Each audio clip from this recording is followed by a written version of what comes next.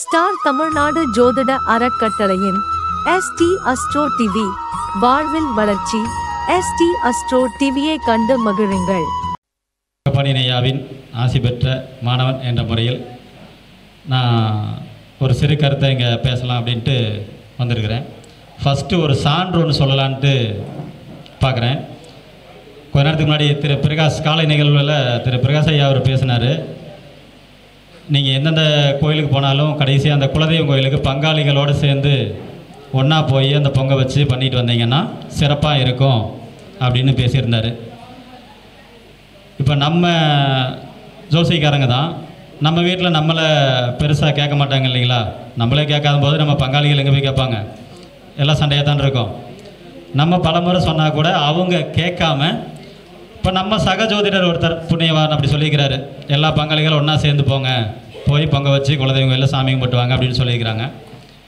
போன வாரம் போனோம். இங்கே அந்த ஜோதிடம் இருக்கா சாமி இருக்கா அந்த ஆய்வெல்லாம் நிறைய பேர் பண்ணோம் இல்லையா? அங்கே உணர்வுபூர்வமாக ஒரு சில நிகழ்வுகள் நடந்தது. அதை தான் சொல்ல வரேன். அந்த கோயில் போனோம், பொங்க வச்சோம், எல்லாம் பண்ணினோம். மாமா மச்சனை வீட்டை கூப்பிட்டு அவங்க கால் விழுந்து ஆசீர்வாதம் வாங்கி அவங்க அந்த பூசாரி சொன்ன மாதிரி எல்லாமே பண்ணோம்.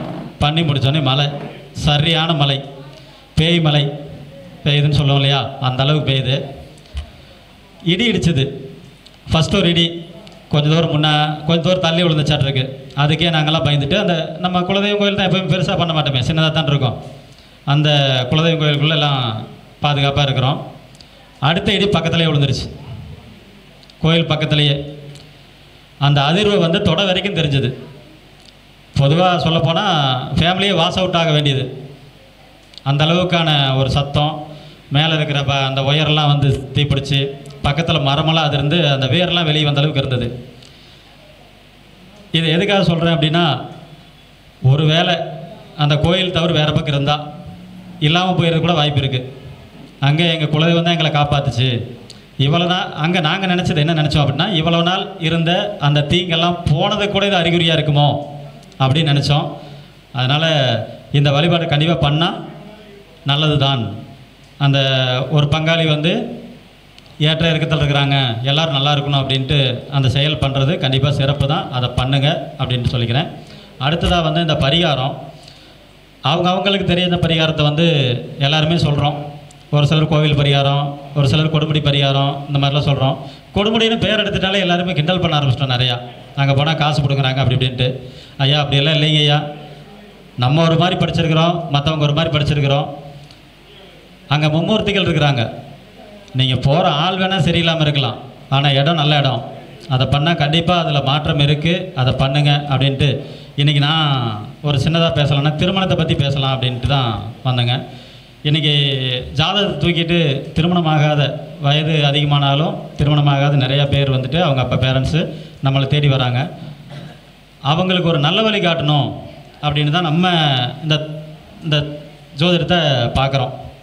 பொதுவாக ஒரு பாட்டு உண்டு, இன்னாருக்கு இன்னார் என்று எழுதி வைத்தான் தேவன் என்று அப்படின்ட்டு. எல்லாருக்கும் அவங்களுக்கானது கண்டிப்பாக இருக்கும். அப்போ நமக்கு வேலை என்ன அப்படின்னா, அவங்க வந்து வடபக்கம் போயிட்டு இருக்கும்போது தென்பக்கம் தான் போட்டுருக்குன்னா அந்த தென்பக்கம் காட்டுறதான் நம்மளோட வேலை அப்படிங்கிறதுக்காக. அப்போ இந்த திருமணம் ஆகணும் அப்படின்னா எதை பார்ப்போம்னா, 2ஆம் பாவமும் 7ஆம் பாவத்தையும் பார்த்து சொல்லுவோம். 2னா குடும்பம், 7னா திருமணம், நமக்கு வரப்போகிற காலத்தில் எப்படி இருக்கும் அப்படின்றதுக்காக. அதையும் இந்த சுக்கிரனையும் பார்த்து தான் நம்ம சொல்ல போகிறோம். இந்த அதிபதிகள் நல்ல நிலையில் இருந்துச்சுன்னா நல்ல விதமாக வந்துடும். 1-9 இருக்குது, 3-7 11 இருக்குது, அதுக்கு தகுந்த மாதிரி நடந்துடும். இந்த 6-8 12 இருக்கும்போது அவங்களுக்கு ஒரு நல்ல வழிகாட்டுதல் ஜோதிடரான நமது கடமை அப்படின்ட்டு சொல்கிறோம். இப்போ 6ல் இருந்தால் என்ன, 8ல் இருந்தால் என்ன, 12ல் இருந்தால் என்ன அப்படிங்கிறத நம்ம ஆய்வு பண்ணி கூறணும். ஒரு மனுஷன் கல்யாணம் ஆக வரைக்கும் நீங்கள் எத்தனை வயசு ஆனாலும் தண்டுவேன் அப்படின்ட்டு ஒரு பெருசான ஒரு மதிப்பெல்லாம் கொடுக்க மாட்டாங்க. இந்த திருமணம் ஏன், கல்யாணம் ஆச்சுன்னா தான் நமக்கு சமயத்தில் ஒரு மதிப்பு உண்டு. அதுக்கப்புறம் குழந்தை என்னாச்சுன்னு கேட்பாங்க. அப்போ சமுதாயத்தில் நமது மதிப்பு உயர்றது கூட இந்த திருமணம் தான் நமக்கு தேவையாக இருக்குது. அடுத்ததாக பார்த்துட்டோம் அப்படின்னா, இந்த ராகு கேது செவ்வாய், பல பேர் தோசை இருக்குது, பல பேர் தோசை இல்லை அப்படின்லாம் நிறையா சொல்கிறோம். தோஷமா அது யோகமா அப்படின்னு பார்த்தா அந்த கட்டத்தை பொறுத்து அது யோகமும் தோஷமும் வேலை செய்யுது. ராகு கேது இருக்கிறவங்களுக்கு ராகு கேது இருக்கிறவங்களுக்கு பண்ணுறது, இதில் நமக்கு நிறைய கருத்து வேறுபாடுகள் இருக்குது. ஓகேங்களா? அதில் இந்த ராகு இருந்தால் என்ன செய்யும், கேது இருந்தால் என்ன செய்யும்? பொதுவாகவே எல்லா கிரகத்துக்கும் ஒவ்வொன்றா சொல்கிறோம் இல்லையா? குருனா சூப்பர், நல்லது பண்ணுவார். சுக்கிரன்னா நல்லது பண்ணுவார். அப்போ சனினா என்ன பண்ணுவார், கெட்டது பண்ணுவார்னு நம்ம சொல்லி வச்சுருக்கிறோம். அப்போ அவங்களோட கேரக்டர் ஒன்று பண்ணும் இல்லையா? ராகு வந்து அந்த ராகு எது 2 லக்கணத்துலையோ 7 8 இருந்ததுன்னா அவங்களுக்கு உண்டான வேலையை பண்ணுவாங்க. அந்த வேலையை பண்ணுறவங்களுக்கு ஆப்போசிட் பர்சன் ஈடு கொடுக்கணும் இல்லையா? அந்த ஈடு கொடுக்குற மாதிரி சேர்த்து வச்சா நல்லது அப்படிங்கிறத மட்டும் புரிஞ்சுக்கிட்டு நம்ம பார்த்தோம்னா போதும். நிறைய பேர் அது தோஷம் இல்லைன்னு சொல்லிகிட்டு இருக்கிறோம். அது தோஷமாக யோகமாங்க விட அந்த மாதிரி சேர்த்து வச்சா நல்லா வாழ்வாங்க அப்படின்ட்டு. அதுக்கடுத்தா இந்த நவாம்சத்தில் சின்ன சின்ன கருத்துக்கள். திருமணம்னு வரும்பொழுது கொஞ்சம் சேர்த்து வைக்கிறது இணை நல்லா இருக்கணும் இல்லையா? அதுக்காக நம்ம லக்கணத்துக்கும் நவாம்ச லக்கணத்துக்கும் 6 8 12 இருந்தால் கொஞ்சம் பார்த்து கணிச்சு போடுங்க. இப்போ நம்ம ஜென்ம லக்கணம் ஒரு லக்கணமாக இருந்து நவாம்ச லக்கணம் அதுக்கு 6 இருந்ததுன்னா அங்கே அவங்கள சேர்த்து வைக்கிறது கண்டிப்பாக வேலைக்கு போகிறவங்களாக இருக்கணும். மணப்பெண் வேலைக்கு போகிறதா சேர்த்து வச்சா பிரச்சனை இல்லை, இல்லைன்னா உடம்பு சரியில்லாமல் போயிடுது. ஓகேங்களா? நவாம்ச லக்கணம் 8 வந்தால் கட்டாயம் பிரிவு வருது. அப்போ பிரிவு வராமல் இருக்குன்னு என்ன பண்ணோம்? ஆப்போசிட் பர்சனுக்கு அந்த 6 8 12 நவாம்ச லக்கணம் வராத மாதிரி பார்த்து சேர்த்து வச்சா அங்கே பிரியறதில்ல. நவாம்ச லக்கணம் 12 இருந்துருது. அப்படி இருக்கிறவங்களுக்கு ஒரு பெண் ஜாதகத்தை நம்ம கொடுக்குறோம், நம்ம பெண்ணுக்கு வரன்னு தேடுறோம். வர்ற ஆண் ஜாதகத்துக்கு நவாம்ச லக்கணம் 12 இருந்துருது அப்படின்னு பார்த்துட்டோம்னா அவங்க வேலைக்கு போகிற ஆளாக தேக்காம 2 தொழில் பண்ணுற ஆளா, 1க்கு மேற்பட்ட தொழில் பண்ணுற ஆளாக சேர்த்து வச்சோம் அப்படின்னா அங்கே நல்லா இருக்கிறாங்க. ஓகேங்களா? அப்படின்ட்டு அதுக்கப்புறம் ஒவ்வொரு கிரகம் எங்கெங்கே இருந்தால் எந்த மாதிரி தேடலாம். இப்போ நம்ம தேடுதல் அப்படின்னு இருக்கு இல்லையா? ஜாதகத்தை வச்சுட்டோம், வரன் பார்க்குறோம், புரோக்கர்கிட்ட காசு கொடுக்குறோம். இங்கே நமக்கு நிறைய பேச்சு வேறு உண்டு. எதை பார்த்தாலும் வேணாங்கிறோம், எதை பார்த்து வேணாங்கன்னு சொல்லுவாங்க. அப்போ நம்ம எந்த மாதிரி அவங்களுக்கு அட்வைஸ் பண்ணலாம் அப்படின்னா 7ஆம் இடத்துல இருக்கிற கிரகம் 7ஆம் இடத்த அதிபதி எதை போய் டச் பண்ணுது, 7ஆம் பாவகம் எந்த பாவகம் இப்படின்னு பார்த்துட்டு நம்ம அட்வைஸ் பண்ணால் நல்லாயிருக்கும் அப்படிங்கிறது. இப்போ 7ல் வந்து சூரியன் இருக்கார் அப்படின்னா பார்க்க போகிற இடமே கொஞ்சம் பெரிய இடம், அந்தஸ்தாக இருக்கிற இடம். பெரிய இடம், பெரிய பணக்காரன், நானும் ஏழையாக இருக்கிற எங்கே போய் பார்க்குறது அப்படின்னா அங்கே கௌரவமாக இருக்கிற குடும்பம். இப்போ போய் பார்க்குறோம், அங்கே விசாரிப்போங்களே, விசாரிக்காமல் நம்ம பொண்ணு கொடுப்போம். அங்கே கௌரவமாக இருக்கிறவங்க, ஒரு அந்தஸ்தாக இருக்கிறவங்களை பார்த்து கொடுத்தோம்னா நல்லாயிருக்கும். அப்படி இல்லை, எதுவுமே இல்லை அப்படின்னா அந்த வீட்டில் மூத்த பிள்ளையாக இருக்கிற பையனை வரன் வருதுன்னா தாராளமாக அதுக்கு ஒரு அட்வைஸ் பண்ணலாம்.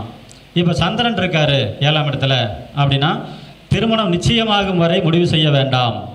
கல்யாணம் முடிவு வரைக்கும் அந்த ஆனாத்தான் நேசம் கடைசி நேரத்தில் கூட நிற்கிறதுக்கான வாய்ப்பு இருக்குது. கொஞ்சம் குழப்பவாதியாக இருப்பாங்க அப்படின்னு சொல்லலாம். அந்த வரன் இரவு வேலைக்கு செல்பவராக, இப்போ இரவு வேலைங்கிறது எல்லாத்துலேயுமே இருக்குது. நம்மளே ஜோசி பார்க்குறது நைட்டு 12 மணிக்கெல்லாம் பார்த்துட்ருக்குறோம். ஏன்னா ஃபாரின் கால் வந்துச்சுன்னா அந்த டைமில் தான் பார்க்கணும் அப்படின்னு பார்த்துட்ருக்குறோம். அந்த மாதிரி வரதெல்லாம் கொஞ்சம் இணைக்கலாம். இப்போ 7 செவ்வாய் இருக்குது, கட்டுமஸ்தான உடம்பு, கொஞ்சம் கோபக்காரங்க.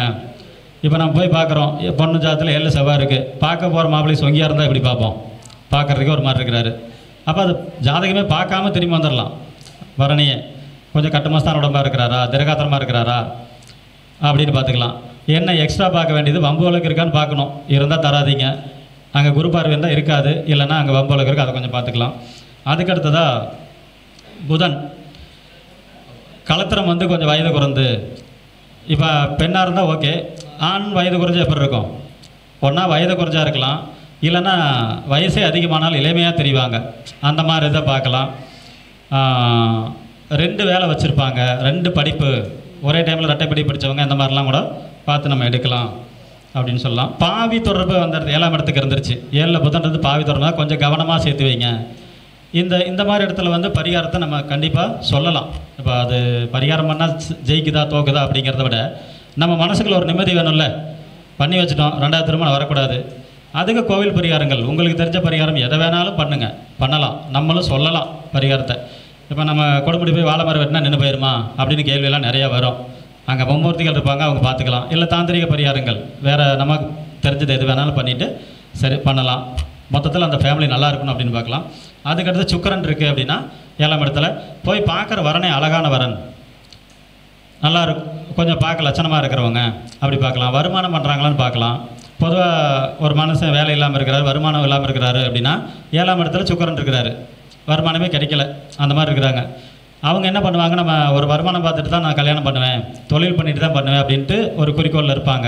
அவங்கள முதல்ல நீ கல்யாணம் பண்ண அப்புறமா தான் வருமானம் கிடைக்கும் அப்படிங்கிற ஒரு இதை நம்ம அவங்களுக்கு சொல்லி பண்ணலாம். அதுக்கடுத்து குரு குரு வந்து 7 இருக்குது.